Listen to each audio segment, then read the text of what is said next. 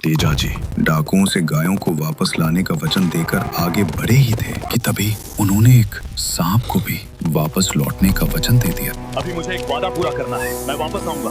उनकी आंखों में सिर्फ एक ही लक्ष्य था, गायों को बचाना। कुछ ही दूरी पर डाकू दिखाई दिए और तेजाजी ने जोर से भाला खींच के उनकी तरफ दे मारा। डाकू अपनी धुन में थे। अचानक भाला देखकर वो सुन्न रह गए। पीछे मुड़कर देखा तो एक घुड़सवार आंधी की तरह उनकी तरफ बढ़ता चला आ रहा था।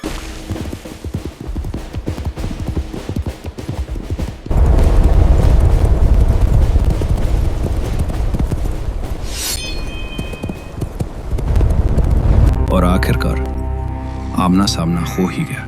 वो अकेला था और सामने 15 से 20 डाकू खड़े थे। अरे वारे सूरा, कौन है तू? अकेला ही मौत को ढूंढता हुआ आ गया। मौत ढूंढने नहीं, गायें लेने आया हूँ। ये गाय अब हमारी हैं। अपने बच्चों के पास जिंदा जाना है तो ये गायें छोड़ और भाग जाओ। इसकी गर्दन काटो और चलो।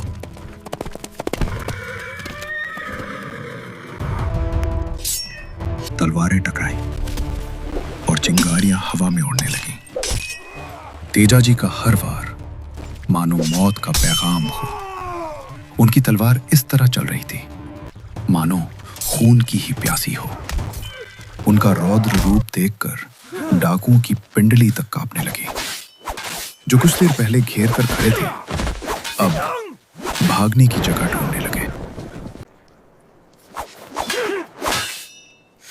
अभी अभी सरदार गिरा था और तेजाजी की तलवार से टपकता खून उस युद्ध का आखिरी गवाह बन चुका था।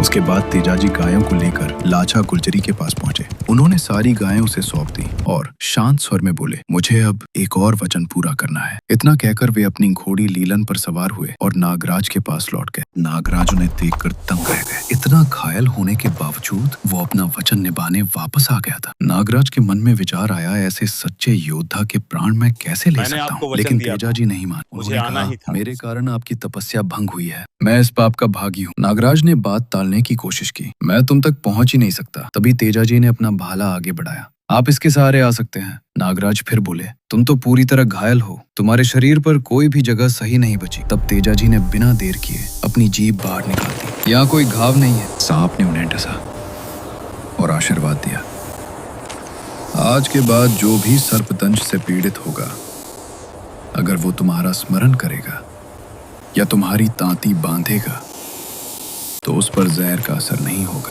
अलविदा मेरे दोस्त। और फिर नागराज वहां से चले तुमने गए। बहुत साथ दिया।